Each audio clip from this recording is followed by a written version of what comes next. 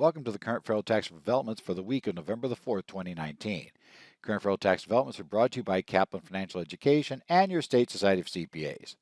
I'm Ed Zollers, and we're going to talk about what happened this week in taxes. Now, I'm a little bit late recording this week because I was on the road for most of the week. I started out in Albuquerque, spent a day in Seattle at the Washington's tax conference, and then went on to Boise, Idaho. So I got things written up here a little bit late this week, so it's taking a little bit of time to get things together. So we're a little bit behind this week on our standard scheduling. But we're going to go over still some things that happened during the week.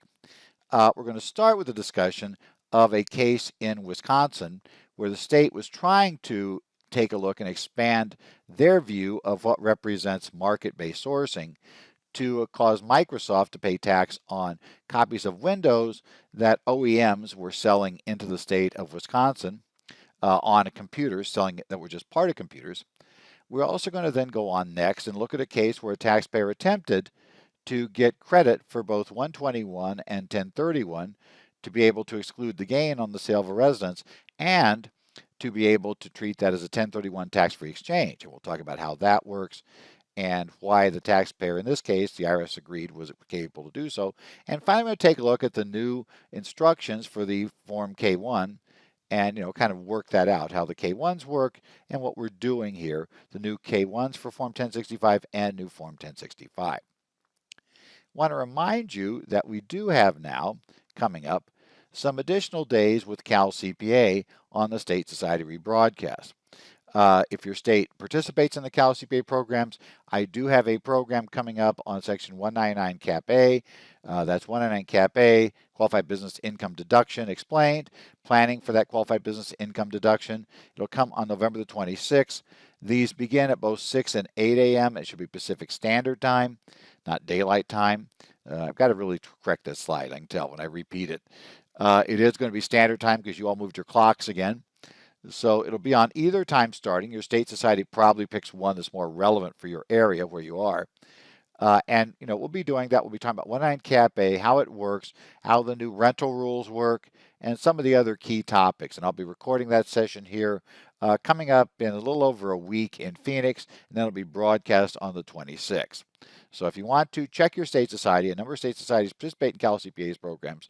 They'll have this listed on their website or a way you can sign up on their website for this course. Consider doing it. It's an 8-hour course. It is live CPE, so you get live credit. So consider checking in for that. Let's start with our first case of the week. This is the case of the Wisconsin Department of Revenue versus Microsoft Corporation. This is a case that went to the Wisconsin Court of Appeals, District 4.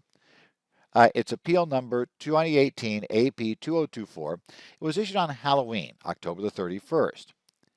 This case involves a situation probably we're all used to. You actually can, if you want to build your own PC, you can go out and buy a boxed retail copy of Windows and install that on a PC. I've done that a couple of times when I've acquired a PC, when I built one up, when we were installing onto on Macs and we're using VMware. We do that sort of thing. I've also done it sometimes when I've just been rebuilding an old PC. And I had an old PC, it was there, I took it over, sans hard drive from where it came from before, and I put a new hard drive in, I reinstall Windows, and maybe it turns out there's no license attached on the machine, so I just go ahead and get a retail copy, and you do it that way. So I've done that, but 99 times out of 100, we're going to find out that CPAs and everybody else in business is probably getting their computers with Windows pre-installed from the vendor. So how that works is Microsoft licenses Windows to the OEM. The OEM will then install Windows on the computer when it's built, and they will pay Microsoft a fee at that point for a license. That license grants the OEM the right to sublicense Windows, on that machine, the single copy. When somebody buys the machine, then of course they enter into a sublicense with the vendor, be it Dell, Lenovo, HP, Asus, Acer, whoever it might be, and they then are able to use Windows, right? Now, the state of Wisconsin was arguing that that sublicense really should be considered to be directly from Microsoft to the end user. And that's important because in their view, that means that this license would create Wisconsin source income and that Microsoft would owe tax to the state of Wisconsin, income taxes, for this license income, their net income from that licensing. It would go into the apportionment formula. Now, Microsoft disagreed, and at the initial appeals level, when they initially took the case up to their first level, you have to challenge them administratively, the State Department of Revenue lost on that one. So the Department of Revenue then took it to an appeals court in Wisconsin. The court said, originally said no. This court also disagreed. Why? Well, the issue was, as we note, Microsoft licenses the software to the actual OEM. Their contract is with Dell, Lenovo, HP, whatever the vendor is. That's who their contract's with. That contract says that once they install that software on a PC, regardless of whether anybody ever buys it, they owe the license fee at that point. So Dell, Lenovo, HP pays Microsoft every time they install Windows on a machine. If that machine is ultimately sold, they have the right to essentially sublicense that one copy on that one machine to their customer. And so, as you might guess, not too many PCs have their Windows installed in the state of Wisconsin. For the most part, it kind of happens the way last time I ordered machines from Lenovo. I ordered some ThinkPads. I ordered the ThinkPads. We watched them being assembled. We watched them being, on the system when they were going to be shipped. They were actually assembled and boxed up, and Windows was installed while the machines were in China. Definitely was not installed in Arizona, where we're at. So essentially, they're saying, hey, that's really where the income transfer takes place. It's not, the fact Lenovo sent it to the U.S. and then sold it in Wisconsin isn't relevant. That PC could have gone anywhere, and that PC, might not have been sold at all. Lenovo could have used it internally. It still would have worked the same way. The state of Wisconsin said no. Now, they do admit that under the normal circumstances, under Wisconsin law, under the standard Wisconsin apportionment rules, what counts in this case is essentially where the income, right, is going to be actually earned from activity in the state. But, they said, there's a special rule for gross receipts from computer software.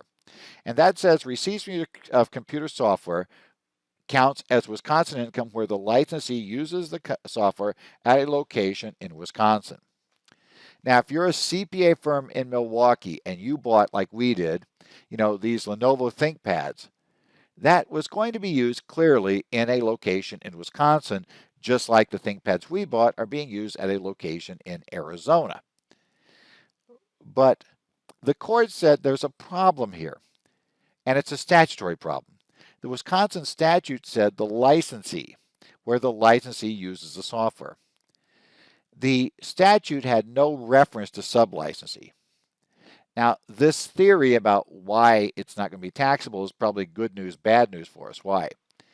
Because what the decision comes down to is not so much that the state of Wisconsin couldn't have made it based on where the sublicensee was, just more the statute didn't say that, and since it didn't say that, we didn't have to worry about looking through to ultimate consumer.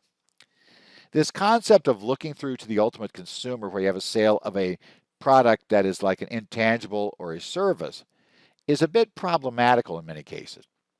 Why?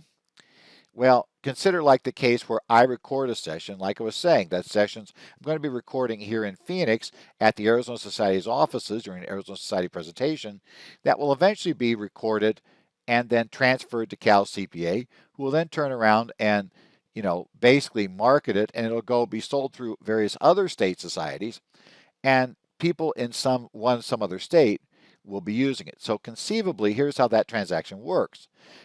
I record a session.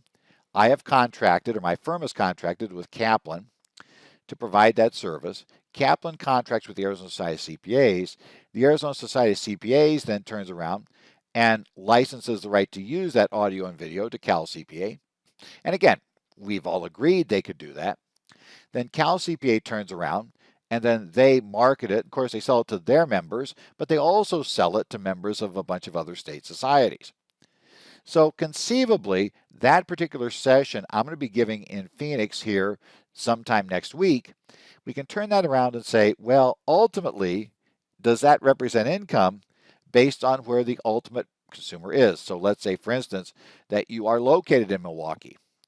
So do I have to take some portion of what I would be paid for doing the program in Phoenix next week? And let's say if you take that on a rebroadcast, let's say that rebroadcast is in January, do I have to then somehow include part of that income into my income for this year? And that's also one of the complications. Note, in that theory, if we do the full look through to the customer, well, there's going to be a customer in January of next year that hasn't even done anything with it yet. But in theory, I would need to look through today in 2019 to see where that customer will be. The same thing would happen to Microsoft. Lenovo may have installed it on a ThinkPad here in October of 2019, but for whatever reason, that ThinkPad may never get sold to an actual customer until sometime in 2020. And if let's say Microsoft's a calendar year taxpayer, then again, there's a problem. At the date when they have to file the return, they don't know where that's going to be licensed. Well, it's a complicating factor, but unfortunately, it's not one. The court didn't knock it off for that factor. They knocked it off just because the statute didn't refer to it. The states are getting very creative at going after trying to get it out-of-state income, people who are not paying taxes, into the state. They'll argue that that's for fairness, but the reality is the states are I'm sure the legislatures are very clear, and governors' offices are, who run the administrative functions, that those people don't pay tax in the state. And so it's much nicer to get your money from people that aren't paying tax in the state and aren't voting and can't vote you out of office. So getting it from that area makes sense. It lets you tell the voters about how you haven't raised taxes on them because you've gone and found somebody else to collect it from.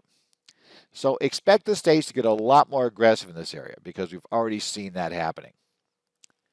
Next is a private letter ruling request to the IRS, PLR 2019-44006, from November the 1st of this year. And this looked at the case of a taxpayer who is trying to apply both the 121 exclusion on gain of principal residence. Remember, you have to have owned and used the home 2 of the 5 years immediately prior to the sale to qualify for the exclusion, and also use Section 1031, which is a tax-free exchange of real estate that only applies if the property is used for investment or business purposes, not for personal purposes. And the question they were asking is, given their fact circumstance, do both 121 and 1031 apply to the sales? And there are a couple of reasons they were concerned about both questions, and we'll talk about them here. But it might be initially like, well, how could they both apply? 121 is clearly related to personal use of an asset. 1031 doesn't apply to personal assets. But, as the IRS points out, it actually can happen that both come into play. In this case, we have a piece of property. The property was originally acquired by one of the taxpayers. And then when the couple were, married sometime later, the couple, the person that was, the person that the owner of the house married moved into the house and it became their personal residence. They used it for a number of years, certainly at least 2 years, because there was no question here about them not qualifying based on that. And then they acquired a new residence. They did not ever immediately get rid of the old residence. They rather converted to a rental property. Now, this rental property was, for a portion of the period, basically sold to leased to a full-time renter. But there also were chunks of times at the beginning and the end of the period it was used in this way, where it was mainly being rented out on a part-time basis. So if you needed it, basically short-term rentals. So for instance, it'd be like a vacation property where, I want to go on vacation for 2 weeks, so I'll rent your property for 2 weeks, and then we're out of here, and I got to go find another short-term tenant to fill it in because I don't have a long-term lease. Well, they continued to use it. So like I said, they had the short-term rentals, then they had a time period where they had long-term tenants, and then they went back to short-term rentals. And at the end of the period for rentals, what happened was they were renting it right up to the point at which the house burned down. When the house burns down in a fire, they get insurance proceeds for the house. They decide not to rebuild the home, but rather just go ahead and get rid of the land in a 1031 exchange, or what they hope is a 1031 exchange. And the taxpayer now is going to ask 3 questions of the IRS. And what they want is they want 3 questions answered in this private letter ruling. First, they want to know, did the Section 121 exclusion on gain of a sale of principal residence apply in their fact pattern?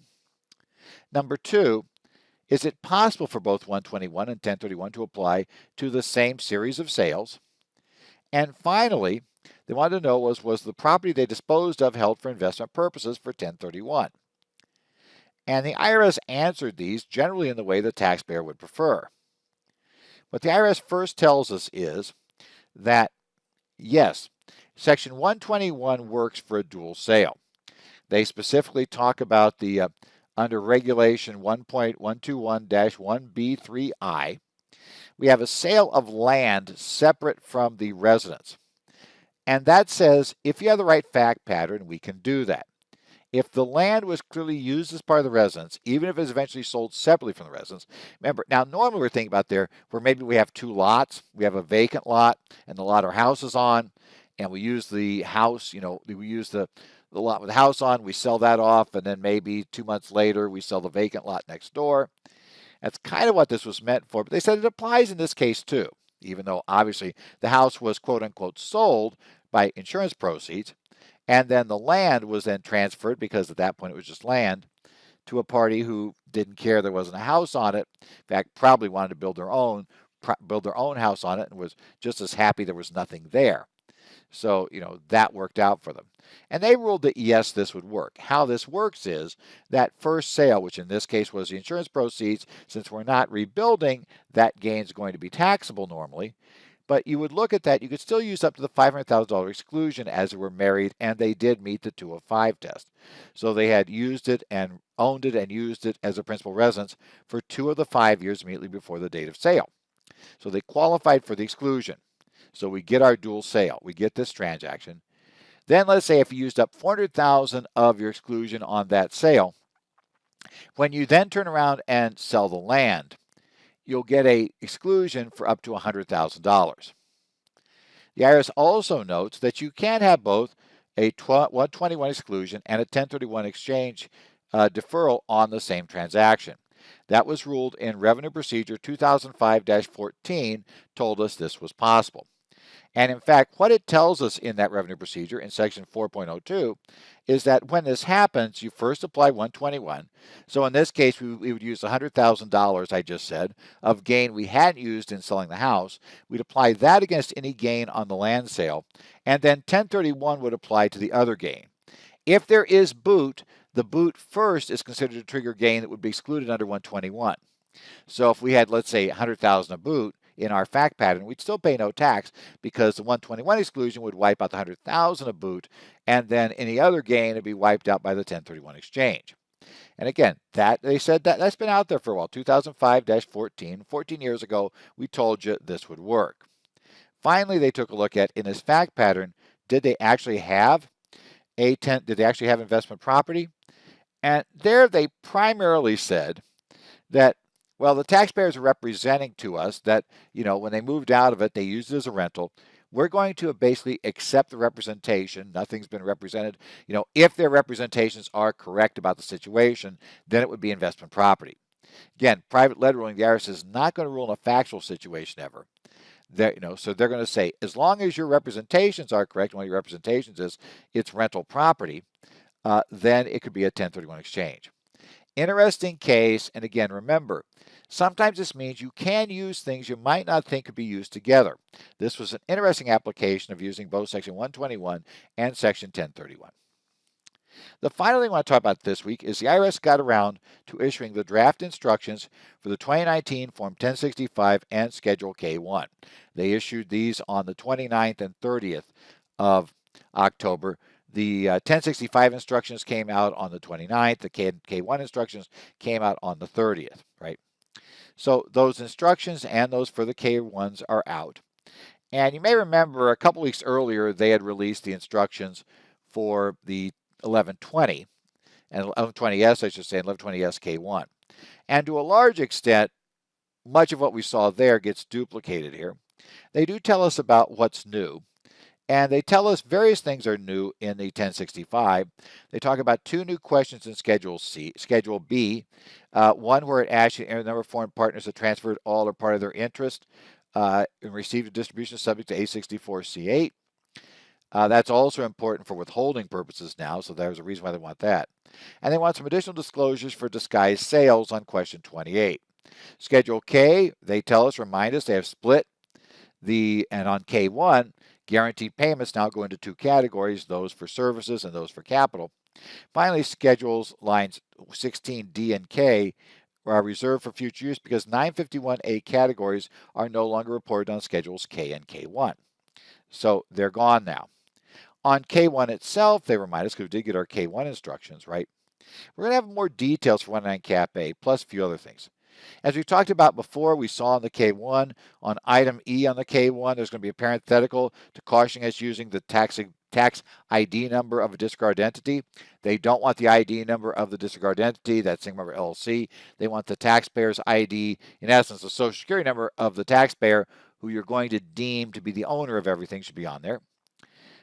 If there is a disregard entity, we now do ask separately for the name and TIN of that entity. And again, the name you put in the address block is supposed to be the name of the person whose ID number is up there in the top block. They remind us of that. They are going to say a new checkbox has been added with liabilities shown in item K, include liabilities from lower tier partnerships. In item L, the partner's capital accounts must be reported on a tax basis method. There's no checkboxes for other methods because you can't do it that way anymore. A new item has been added for the partnership of unrecognized 704C gain or loss beginning end of the year. And as I said, that code F on box 11 will no longer be used.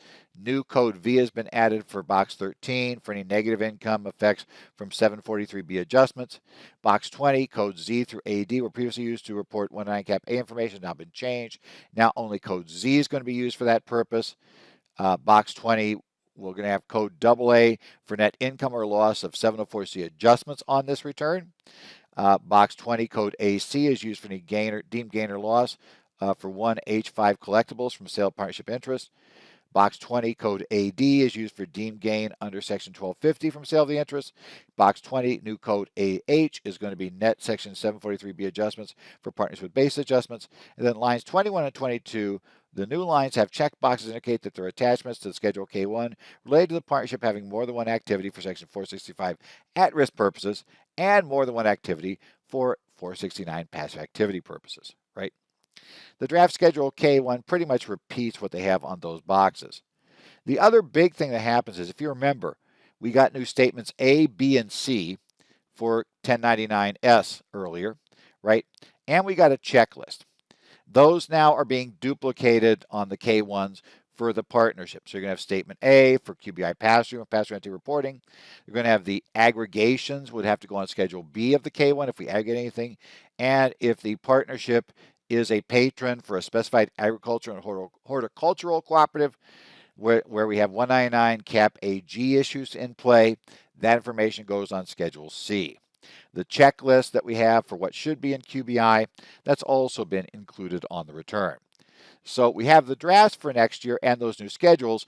As we suspected, it will be both for the Schedule K1 or I should say both for the 1120S and for the 1065. There's not going to be anything unusual because of a partnership versus S Corp in that realm. Well, again, we're in CPE season and serious CPE season right now. If you haven't already registered for your CPE for this fall and into the early winter, I know for the most part it'll be fall because officially winter doesn't start till, into late December, and by then a lot of you are pretty much, they're not taking CPE, then you're going to check out. Some of you will be in January, but most of it gets done here from October 15th to December 15th. We know that. Make sure you get your registration. Look what's coming up. We do have some coming up I want to remind you of that I'll be doing on the 7th and 8th of November. The Arizona Federal Tax Institute goes on. I will be giving the federal tax update to close it out on day 2. That'll be the 8th. On November the 12th, we'll have that planning with qualified business income deduction. That's the one being recorded for Cal CPA, but it's being live here in Phoenix and broadcast that day live. So if you want to come down and take it, or you want to take it online that day, you know where to sign up, the Arizona Society offices. On the 13th in Phoenix, I will have 4 hours of new businesses advising clients on related tax issues and estate planning for the 99%. Those are each 4-hour courses. On the 14th and 15th, I'll be in Tucson. On the 14th, it'll be our first run of current federal tax developments in Arizona. That'll be the Tucson version, talking about what's gone on this year.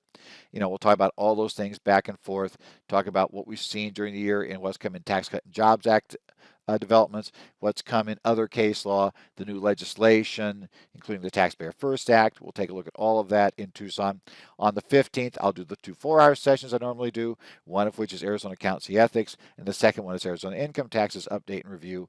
I also have some dates coming up in New Jersey. On the 20th in Iceland, New Jersey, we're going to be doing current federal tax developments in New Jersey. Or I should say, actually, it should be Advanced Tax Update, get the right term. That's going to be the advanced version of the course. The key difference in advanced version is we assume you've had a few years of experience more. We assume we're talking to people that are involved in supervising. So we're going to have a much more, kind of figuring that we can talk at a higher level in that day, so we don't have to worry about simplifying everything, and that allows us to look at a little more detail at some more complicated areas. We're also going to have on the 21st in Mount Laurel, New Jersey. It's scheduled for advising clients on related tax issues and accounting, auditing, and tax consideration for the cannabis industry. You have both of those courses you can sign up for as one. That's how you sign up for them there. So it'll be a single 8-hour day. We have 2 sets of what's effectively 4-hour discussions in the 8-hour day. Morning, dealing with advising clients and new businesses. Afternoon, dealing with advising and dealing with issues in the cannabis business. So if you're in the New Jersey Society, NJCPA, you can sign up at their website for these courses. This has been the Current Federal Tax Developments for the week of November the 4th. You can find my updates at currentfederaltaxdevelopments.com on the web. We'll post them there as things happen. This past week, I've got to get these updates up there now. Actually, I finished recording because I got behind there and I haven't got them posted yet, but I'll get these updates posted there. And you can still download, if you're listening to this, the PDF with them in it. So we've got that going. If you have any questions or comments, send them to me, I should say, at edzollers@currentfederaltaxdevelopments.com. If you want to follow me on Twitter, and I'll post updates there when things happen, you can go to @edzollers. You can also follow discussions on the subreddit of /r tax pros on reddit.com. I follow along as well on discussion groups for 4 state societies. I participate in Tax Talk for the California Society. That is currently on Yahoo Groups, groups.yahoo.com. But it is going to be moving here shortly to Groups.io. Once we have that happen, I will let you know here about how you get into it over there. Right now, it's in the middle of transitioning because Yahoo is clearly in the middle of getting rid of Groups. So they're going to be transitioning to a position that's a little more stable at Groups.io. So we'll let you know when I get started. I also, though, follow along on the Connect sites for the Arizona Society of CPAs, Minnesota Society of CPAs, and the New Jersey Society of CPAs. If you're a member of one of those societies, you can check in there, ask questions. If I see something I think I can help by responding to, I try to respond in those areas. So, post there, and there's lots of other people checking out on those boards. So you can actually get a lot of good guidance there anyway and get a lot of discussions going on how tax matters work. Well, this week, I'm only on the road slightly. Like I said, I do the tax conference here in Phoenix on Friday. I am doing one in-firm session this week, so I'll be on the road for a little while, actually going back up to Idaho again. So I'll be up there. Remember, if your firm's interested in having us do in-house sessions, it's a little bit late for this year, although there still are some days available. And here at Kaplan, we do both A&A, accounting and auditing updates. We do tax updates or any courses that we offer. And you can check with your state society for setting that up for us. But it's a little close for this year. I still could maybe jam days in, but it would be one of those where I would tell you the days I might be able to do it, and then you'd accept unless you're willing to go into January when we have a little more chance that you could pick a day. But if you really want to have it in November, if I didn't have it in November, it gets really tough. If you want to have it in December, then yeah, we're going to be squeezing you in there very tightly, assuming we can make the other travel work. So, although obviously Christmas Eve is fine if you want to have it that day, but I suspect nobody does. But days like that are open. The last week's open. Probably don't want those, but we do that work. So if you want to interest in that work, contact your state society. They can help you set it up with us so we have it. Otherwise, we're going to see you next week, and hopefully I'll have more time to write things up then. And we'll talk about what's been happening in the area of current federal tax